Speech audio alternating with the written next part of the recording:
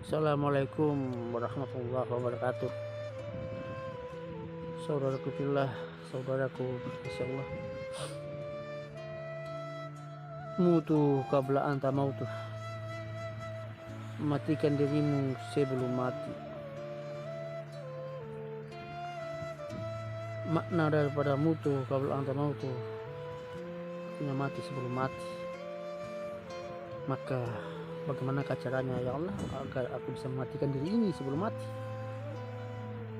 Maka kalaulah memang merasa sulit untuk mematikan diri karena mungkin tidak tahu dari mana yang harus dimatikan, tidak tahu dari mana yang harus dimusnahkan, maka jalan termudahnya adalah belajar daripada tidur. Sebab tidur adalah kakak beradiknya, adik beradiknya mati. Dikala kita sedang tidur, ternyata orang datang ingin membunuh kita, kita akan pasrah, kita tidak ingat. Kita dalam keadaan tidurnya, istri kita pun kita tidak ingat, anak kita pun kita tidak ingat, bahkan diri sendiri pun kita tidak ingat. Itulah makna mati sebelum mati, artinya tidur. Untuk itu pelajarilah dalam tidur bahwa seandainya kita dalam keadaan tidur terlelap, tidur dalam keadaan lelah, sudah pasti kita tidak lagi ingat kepada siapapun. Maka itulah mutu qabla anta maut, kita telah mati sebelum mati. Lantas apa yang kita petik dari pembelajaran tidur dalam arti mati sebelum mati ini? Maka belajarlah, ingatlah bahwa kalau kita dalam keadaan tidurnya, tiba-tiba kita bermimpi kita dikejar binatang buas, kita lari sekuat mungkin, kita lari, kita menyeberang sungai, kita berenang. Pertanyaannya, kita kan dalam keadaan tidur. Nah, siapa yang tadi berlari? Siapa yang berenang? Siapa yang mandi, yang berenang di kali? Namun bajunya juga nggak basah, kitanya nggak basah, kita dalam keadaan tidur. Lalu yang lari itu siapa? Yang berenang itu siapa? Sementara kita dalam keadaan tidur. Terkadang kita yang dalam keadaan lari atau kita dalam keadaan ngigau itu di samping kita, orang tua kita atau adik kita yang belum tidur, pasti mereka mendengar kita napas kita kayak tersendat-sendat dalam keadaan seperti itu. Ya seakan-akan dalam kita tuh betul kita dikejar binatang buas, betul kita berlari berenang, betul. Tapi pertanyaannya, kita kan nggak lari, kita dalam keadaan tidur, kita dalam keadaan mata tertutup. Nah, yang lari itu siapa? Itu yang harus kita kenal. Itu yang harus kita pelajari. Siapa sebenarnya? Karena dia itulah yang bertahta dalam diri ini. Dia itulah diri sebenarnya diri kita. Bukan jasad ini. Jasad ini mati, ya masuk kubur, makan cacing tanah. Tetapi diri sebenarnya diri itu yang abadi, yang akan nanti kalau amalnya baik maka akan berdampingan dengan Allah Subhanahu wa taala. Tapi kalau tidak ada amalannya, maka niscaya dia akan luntang lantung. Dia akan berburu lagi tentang bagaimana caranya untuk sampai kepada Allah Subhanahu wa taala. Maka dari itu yang harus kita kenal. Maka yang disebut mutu qabla anta mautu, matikan dirimu sebelum mati. Mati yang mana? Mati diri yang tadi. Mati diri yang mengaku aku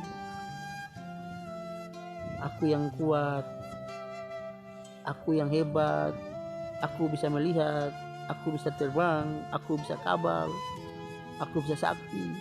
Itu harus dimatikan. Keakuanku itu dimatikan, biarlah menjadi dia saja. Tidak ada lagi keakuanku, melainkan hanya dia. Siapakah dia? dia itu sebenarnya juga aku. Ingat, bukan keaku-akuanku makhluk lagi, melainkan dia wajibal wujud yang nyata, wajibal wujud yang esa, wajibal wujud yang laisa kamislihi syai'un. Itulah Allah Subhanahu wa ta'ala. Tidak lagi ada aku. Mana mungkin aku mengaku aku ada? Mana mungkin aku mengaku aku yang melihat? Bagaimana mungkin aku mengaku aku yang mendengar? Sementara aku telah mati. Kenapa? Karena kan kita sudah belajar mutu qabla anta mautu. Matikan dirimu, kita kan telah mematikan diri kita. Apa kita sudah, adakah orang mati itu ngomong? Ataukah ada orang mati itu melihat? Kita tidak. Maka ketika anda telah mati, al-mutu qabla anta mautu, maka matikanlah dirimu, matikan. Jangan lagi berpikir bahwa engkau yang melihat. Jangan lagi menganggap bahwa engkau yang kuat. La haula wala quwata illa billahil azim. Bukankah kita tidak berdaya upaya? Atas, apakah Allah tidak nyata? Fa aina ma tuwallu fasamma wajah Allah. Di mana saja aku hadapkan muka aku, hanya nampak wajah Allah. Itulah makna sebenarnya. Maka perbaikilah prasangka anda. Jangan lagi ada berprasangka buruk kepada orang lain, apalagi pada diri sendiri. Ingat, segala sesuatu itu terjadi atas kehendaknya Allah juga. Bukankah aku ciptakan segala sesuatu itu untuk mengenal aku, Allah juga? Itulah kalamnya. Tidaklah aku menciptakan jin dan manusia atau makhluk kecuali hanya untuk mengenal aku. Karena ketika kita mengenalnya, barulah wajib kita menyembah kepadanya. Kalau kita telah mengenalnya, barulah wajib kita sholat, kita bisa ingat kepadanya. Karena kita telah mengenalnya. Mustahil kita bisa ingat kepada seseorang yang belum pernah kita kenal. Mustahil kita bisa ingat kepada seseorang yang belum pernah sama sekali kita mengenalnya. Mustahil, sangat mustahil. Maka Allah pun demikian.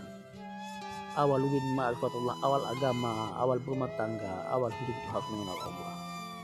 Ketika anda telah mengenal Allah yang begitu dekat melebihi urat diri sendiri, barulah anda bisa dalam keadaan sholat dalam khusyuk. Kemanapun anda berjalan, kemanapun anda menempati, dimanapun, di setiap hembusan nafas masuk keluar, hanya ingat kepada Allah. Itulah yang disebut sholatun daimun, sholat yang tidak pernah putus. Bukan lagi sholat lima waktu, tapi sholat yang tidak berkeputusan, selalu ingat kepada Allah. Itulah sholat yang disebut sholat daimun. Bukan seperti yang dibilang hanya selama waktu. Bukankah Allah itu bukan hanya 5 waktu? Apakah Allah kita ingat hanya cuma 5 waktu? Kan tidak.